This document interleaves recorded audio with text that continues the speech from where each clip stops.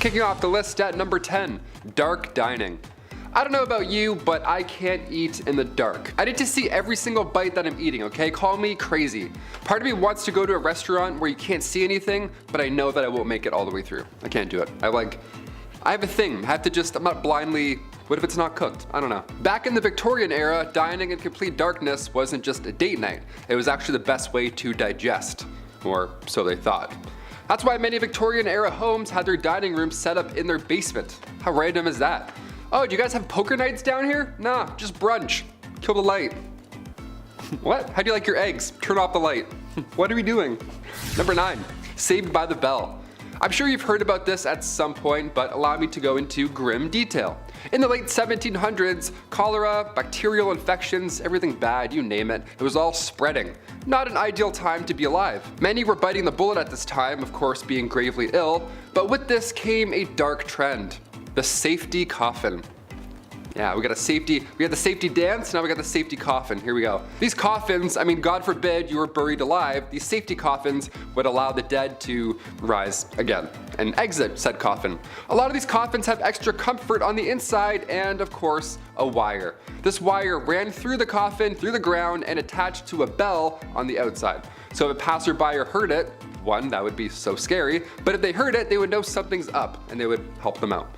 Folks would get creative with their safety coffins. For example, a man named Robert Robinson from Manchester, he passed in 1791, but he instructed his family and watchmen to open the special door on his casket, revealing a layer of glass. Now, if anybody were to see condensation, he could then be removed.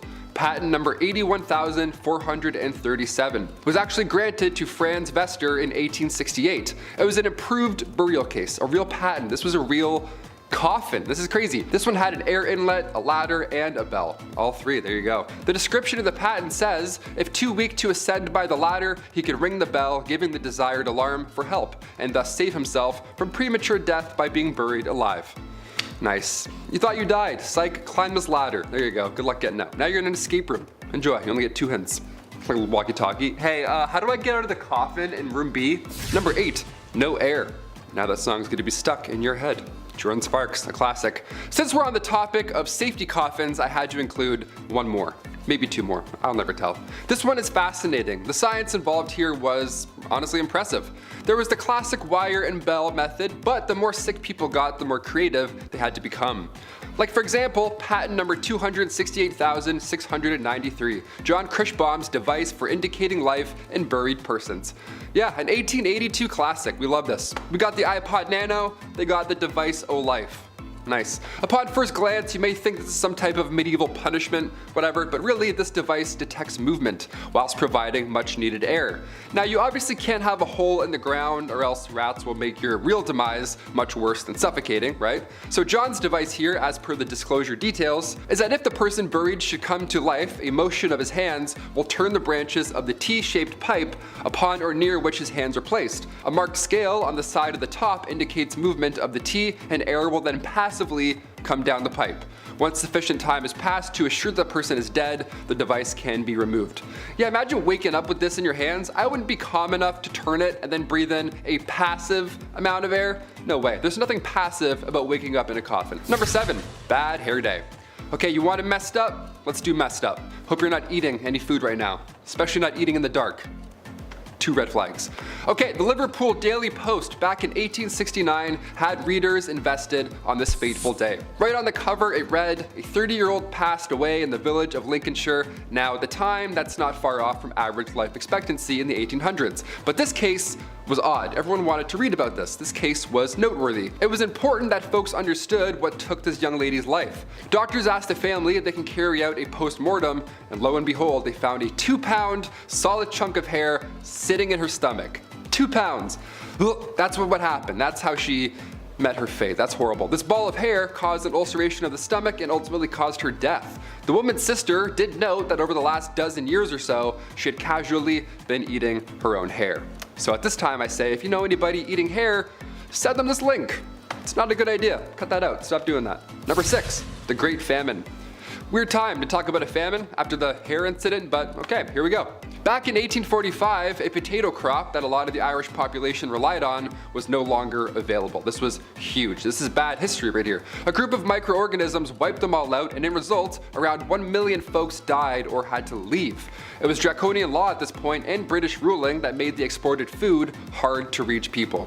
This famine led to Irish independence and anti-union movements. Historical, definitely. Messed up? Absolutely. Number 5, Queen Victoria's name change. Every year on May 24, we set off fireworks, then we have way too many hot dogs. It's the best. We call it Victoria Day, right? It's for sure called Victoria Day, right? Well, back in 1819, Victoria was christened in an almost private ceremony. It was small, obviously. Victoria's uncle only let a few people attend. Like I mentioned in part 1, she had an isolated childhood with the whole Kensington system. That was no way to live. But even the day she was christened, trouble awaited. Her name was Alexandrina Victoria, and at the time, the name Victoria was not regal. It was of French origin, almost an odd name to have at the time, so she was immediately advised to change her name to something more traditional. But as our calendars can definitely confirm, she said, nope, I'm good. Victoria Day. Yeah, it's definitely Victoria Day. Number 4, tattoos. I only have the one tattoo, but I've always wanted more. Just not so good with needles, you know? I got my eyebrow pierced and I fainted. It's a fun fact, I have a little scar there. Not great with needles. Some of the designs are so beautiful on tattoos, the amount of pain you all sit through, I'm impressed, honestly, mad respect. The tattoo craze really took off once Queen Victoria's son, the Prince of Wales, he went and visited Jerusalem. And of course he saw copious amounts of body art and was inspired. Inspired, we'll say, yeah. So upon his return, he was all about ink at this point. And the Prince of Wales, well, if he has a sleeve, well then maybe I can have a sleeve, right? What's going on? It wasn't a sleeve, really. It was a cross. The prince got a tattoo of a cross in homage to the Crusades. So if you're gonna try and convince your parents to let you get a tattoo, just, you know, tell them the Prince of Wales did, right? You're just trying to be a royal. Number 3, Gym Day. Believe it or not, there were around 200 gyms across Europe during Victorian times. Yeah, just like 6 good lives. You're like, what's this about? Even Victorian dudes skip leg day. How great is that? Okay, it's not just you. These gyms weren't bright, they weren't open, they weren't well ventilated, they weren't motivating, and definitely not safe. None of those, definitely not. No, Victorian gyms were reserved for the upper class, obviously. Grab your pocket watch and blazer, Ezekiel. We're doing squats today. These machines also were not ideal. They were designed as antiques first rather than their purpose. Also, half of these look like saw traps. Like, are you kidding me? No way I'd bend my arm around any of these devices. No way. All those wooden wheels? No. I'll stay weak and brittle. Thank you. Number 2, ghost photography. Had to look back. I don't like talking about ghosts. As if the reanimated corpses coming back to life while they were ringing a bell wasn't scary enough. Yeah, let's talk about 1800s ghost photography. The camera was a hot new invention at this time, so tales of ghosts and spirits were now easily believed. Yeah, obviously, when you have a photo of a see-through woman, you're like, that's pretty terrifying. A big name in the ghost game was a man named William Thomas Stead. He was born in 1849, and Stead was the son of a Congregationalist minister, and at the age of 22, he was appointed as editor of Northern Echo, which was a regional newspaper in Darlington. So far, so good. This British medium, Richard Borsonol, featured a photo of W.T. Stead and a real spirit. Yeah, imagine that. Imagine a day where somebody being awarded the Nobel Peace Prize also poses for photo ops with ghosts. You're like, do we believe all of this or none of this? What's going on? This is so scary. And finally, number 1, music for eternity. Before we wrap up this wild part 2, I had to include perhaps one of the creepiest patents of all time. Patent numero 9,222,059. Yeah, the number is going a little bit higher. This one got me thinking. I wanted to end this video off on this note. I like this idea. Maybe, I don't know yet. Music for eternity systems. Okay, this patent is not from the 1800s, but rather 2015. I know, it's not Victorian, but when else am I gonna talk about this, really? The idea here is that you could stay connected to your loved one by using a solar-powered digital music player. The best part here is the patent details how surviving family members now have the ability to update, revise, and edit stored audio files and programming after burial. Yeah, next Rihanna album, no problem, I got you. There's a speaker in the casket and there's a headphone jack on the tombstone, so we can listen together. And then we can decide if we hate the album. That's creepy. I wouldn't do this. Would you want this? Sound off below if you'd want, you know, big shiny tunes playing for eternity after you die. Kicking off the list at number 10, smoky behind. When somebody tells you that you're just blowing smoke, it means that you're lying, okay? You've now been given exaggerated information of sorts. Well, back in the 18th century, they literally had to blow tobacco smoke at your behind. Yeah, weirdest work break ever, I'd say. So why did we perform magician enemas back in the day? What was the deal here? Well, tobacco smoke enemas were used to treat quite a few symptoms, or they thought so, including a common cold. These enemas came in these fancy kits with a fancy rubber tube. It was all fancy because it was an honest medical practice at the time. It was done by legit medical practitioners. This is the funniest part. The idea was that the tobacco smoke could warm up a soon-to-be deceased body. The nicotine would stimulate your adrenal glands, jolting you back into good health. The best health, might we say. And the way they would do it in the mid-1800s was by just blowing smoke and just waiting, seeing what happened. We're figuratively and literally blowing smoke. That's the origin of that saying. Fun fact there. Imagine doing that today. Like, I think I dislocated my shoulder. What do I do? He's like, one sec. Number 9, alarm clocks. While the medical world was one threat in Victorian times, apparently so was the technological side. Who knew? We obviously didn't have reliable alarm clocks back in the 1800s, obviously, but we did have jobs. So in order to get up on time, lamplighters or knockers would come by and tip you off. Yeah, they would just yell in your window and just alarm. That's how you'd wake up. A man would yell into your window and smack you with a stick. Legend has it, a young man named Sam Wardell, he got a little creative with his wake-up calls. He needed more than a lamplighter at 5 a.m., so he would Tony Stark this alarm clock gadget. He would use wires, a bunch of stones, all that unsafe stuff. Then at a certain time, stones would fall to the ground, of course waking him up, and presumably everyone else in the building. That would be alarming. Well, Christmas Eve 1885, tragedy unfolded. A few friends had come over for a holiday visit, so Sam had to move some furniture around, rightfully so, to make room for, windmills and breakdancing, whatever they did in Victorian Christmas times. The next morning, he forgot to put things back in the small apartment, and the obvious happened. The rocks then fell on him while he was asleep. Yeah, that probably doesn't feel too good. I thought iPhone alarms were jarring. I take back everything I've ever said. Number 8, relaxative. Okay, so right off the bat, the Victorian era was a little messy. I'm sure you've gathered this by now here on Bumblebee. But these messy new illnesses were putting lots of pressure on medical practitioners, so they were desperate for these new treatments. We laugh at Victorian medical treatments, but they tried, okay? They at least tried. They also achieved many medical breakthroughs as well. But when it comes to handling chickenpox in the Victorian era, well, that wasn't one of them. That was not our finest hour. Chickenpox in the Victorian era was being treated by using laxatives. Yeah, let that sink in for a moment. I have chickenpox. What should I do? Well, try some laxatives. Yeah, folks would slam some castor oil and then, ready for this? They would get even more sick. Who would have thought? You thought you were uncomfortable before castor oil. Yeah, chug that, and then now you're even weaker. Now you're dead. Number 7, backed up. Let's say it's the Victorian era and let's say you're constipated, right? It happens, Well, bad ideas will most likely follow, if you didn't already guess that. According to Merck's 1899 medical manual, small amounts of strychnine were prescribed to those who were constipated. Yeah, the strychnos nux vomica was thought to better the gastric functions. Even a small amount of this stuff would attack your respiratory system. You'd contract, you convulse, it's horrible. It would be a painful way to go out. It's much, much worse than being constipated. Any day. I would much rather be constipated than any type of strychnine. Are you kidding me? Number 6, leeches. I grew up with hearing problems. I've been around the block with earaches, ear infections. I had ear tubes numerous times, all that jazz. So I feel really bad for the folks in this next one, okay? I hear you. Pun intended. In the Victorian era, medical practitioners would say to use leeches for your ear infections. That's the number one trick they don't want you to know. There it is. Once they're attached to you, the idea was that they can numb pain while at the same time providing proteins and peptides to its host. So on paper, again, the idea made sense, but the science didn't quite follow, did it? It wasn't entirely hopeless though. Recently in 2004, the FDA reintroduced leeches to the medical world, because their bite can break up blood clots and induce blood flow. So it's not entirely hopeless. We talked about leech collectors on this channel before, so of course we have to talk about more of the science that they were hoping to achieve with it, right? Also, I worked at a retirement home when I was 16. I thought that job sucked. Imagine being a leech collector? No way. Number 5, cat attacks. If I had to pick, I would of course say I'm 100% a dog person. I grew up with 2 cats, I'm allergic. I grew up with 2 dogs, not allergic. Dog guy all the way, sorry. Cats are cool, but this next story just totally freaked me out. Back in 1870, this rich woman had put her time, energy, and resources into cat breeding. How lovely is that? She had tons of cats, she loved all of them, and they loved her.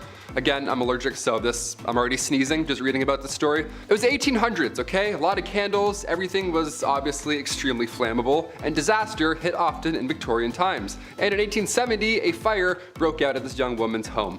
The cats were trapped inside the house. Now, they made it outside, don't freak out or anything, they all made it out, but by the time the two maids had kicked the door open to rescue said cats, they had gone full primal. They were afraid, they were freaking out, they were just scratching their way out through anyone and everything. The fire in the house had obviously scared them, so when the doors were open, these two maids were both sadly attacked by all of these cats.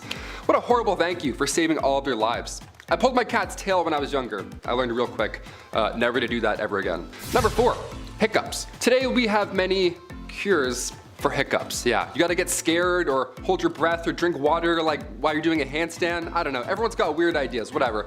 But nothing was as dangerous as the Victorian era hiccup cure. Yeah, ready for this one? Don't try it. This one's scarier than a jump scare, that's for sure. In 1899, again in the good old Merck medical manual, it recommended using chloroform to cure your hiccups. Yeah, just completely damage your entire nervous system and poison your kidneys, for sure. To get rid of hiccups, that's way better. This 19th century anesthetic was not a solution. Never try this. Continue scaring your family and friends. That's definitely the way we handle hiccups now. Number 3, tapeworms. Back in the Victorian times, they really figured out the trick to weight loss. Yeah, was it watching what you eat, maybe counting your steps, maybe getting a gym membership, something like that? Nope, nope, and no way. No, it was way easier than all those things combined. Can you believe that? And you didn't even have to pull back on how much you were consuming. Doesn't this sound fascinating? What is this? Well, all you needed was a handy tapeworm. Yep, I don't have one. I don't know why I pointed. That'd be gross if I had one. Yeah, tapeworm. You know those things that can kill you today if you get one? See, the plan was if you eat a tapeworm egg, okay, it will later hatch in your stomach, and at that point you could just eat anything you wanted. Because every time you ate, the tapeworm would also eat, so you could get your snack on while still rocking those Victorian skinny jeans, right? Tapeworm cyst pills, or go for a jog. Your call. Number 2, Victoria's reign. Queen Victoria's reign started in 1837 and it lasted until the Queen's death later on in 1901. At just age 18, Alexandrina Victoria had to rise up to the throne. She was born, of course, on May 24th, 1819. Queen Victoria was 5th in line when she was born, so right off the bat, it was actually highly unlikely that she would ever get the crown. Then one by one, out of nowhere, all of her family members began passing away suddenly. In 4 years, 3 of Victoria's cousins passed away, and then her father and grandfather both died a week apart from each other. So by the time 1830 rolled around, Victoria was only 11 years old, and already she was next in line for the throne. That's how fast it happens. So as if that wasn't already stressful enough, Victoria was brought up under the Kensington system, which if you haven't heard of before, it's pretty awful. Victoria's mother, Duchess Victoria of Kent, she created this Kensington system to control her daughter. She literally isolated the child from mates or family members, anything fun or social, you name it. Her mother did this to keep her pure, of course, to keep her the most pure lady. This system sounds awful. Her mother would monitor her every action, including who she can see or speak to. Victoria only had 2 playmates growing up. That's it. I'm like, hey, me too. She had her half-sister, Princess Fedora of Leamington, and the Duchess attendant Sir John Conroy, his daughter, Victoire. I mean, only 3 friends growing up, that's cruel. She shared a room with her mother until she was finally queen. Yeah, she couldn't walk down the hallway alone at any point. She had to always walk with her mother by her side, even to the washroom. That's crazy. Victoria has reflected on her childhood since, and yeah, she hates John Conroy for manipulating her mother, and she actually refers to him as Demon Incarnate, so that's good. It's a nice nickname. Incarnate? He's a demon. He's the worst. Let's just call him that. And finally, number 1, royal enemies. Being the queen and all, a security team is of course needed at all times. And during her reign, there were multiple attempts to harm the young Queen Victoria. The first attack was back in 1840. It was a young guy named Edward Oxford, and he attacked the Queen's carriage. Just ran at it like a crazy guy. Obviously, and thankfully, nothing happened. But when Edward was later accused of high treason, he was actually found not guilty due to insanity. Then a couple years later, in 1842, it happened again, but this time it was 2 men attacking the carriage.